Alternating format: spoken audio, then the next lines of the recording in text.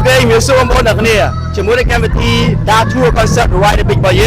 សម្រាប់អាសប្តាហ៍នេះកំពុងតែស្ថិតនៅក្នុងខេត្តកណ្ដាលនៅស្រុកកណ្ដាលស្ទឹងឥឡូវយើងទៅសួរចំណាប់អារម្មណ៍នៃក្រុមការងាររបស់យើងដែលគាត់ធ្វើការមកដល់សប្តាហ៍ទី2នេះគាត់មានអារម្មណ៍បែបណាជាមួយនឹងកម្មវិធីនៃការប្រគំតន្ត្រី Dark Tour Concert របស់យើងតើទៅជួបជាមួយខ្ញុំទាំងអស់គ្នា Let's go ឥឡូវយើងទៅជួបគាត់កុំមុនគេសួស្ដីគាត់កុំចាសួស្ដីបងកាលពីសប្តាហ៍មុនដូចជាគាត់កុំម្ដងទេត្រូវទេចា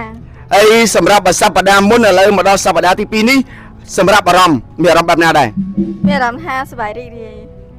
តែប៉ុណ្្នឹងឯណាតោះឥឡូវទៅជួបមួយនៅផ្សេងទៀតអូខេឥឡូវសូមចំណាប់អារម្មណ៍មួយម៉ាត់ម្នាក់មកថាយើងមកដល់សប្តាហ៍ទី2នេះមានអារម្មណ៍បែបណាមានអារម្មណ៍ថាសប្បាយចិត្តខ្លាំងពេលជួបបងប្អូនថ្មីអូខេយើងទទួលបាន experience ថ្មីចុះខាងនេះសប្បាយចិត្តបងបានមកជួបនៅខេត្តកណ្ដាលរំភើបចឹងនៅខេត្តណា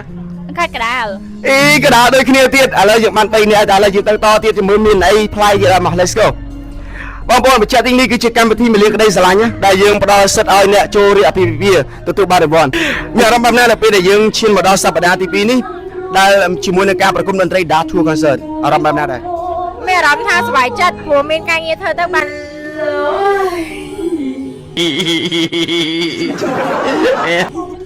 មួយម៉ាត់គេបានលុយអរគុណ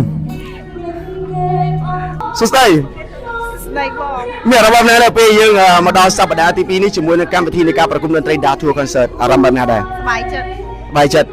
គេមិញថាសប្បាយចិត្តព្រោះបានលុយយើងសប្បាយចិត្តតែប្រមុខឯងសប្បាយចិត្តបានលុយហ្នឹង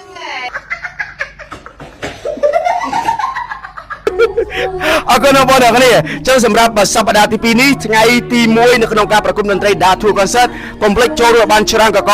ជួបជាមួយនឹងសិល្បករសិល្បករនីនៅក្នុងផលិតកម្ម Galaxy Navatra ជាពិសេសបានញ៉ាំជាមួយនឹងផលិតផលពីក្រុមហ៊ុនខ្មែរ Belgi សឹងតែជាផលិតផលដែលមានការទទួលស្គាល់ពីស្ថាប័នអន្តរជាតិជួបគ្នានៅក្នុងរាត្រីនេះជាមួយនឹងការប្រគំតន្ត្រី Dark Tour Concert Let's go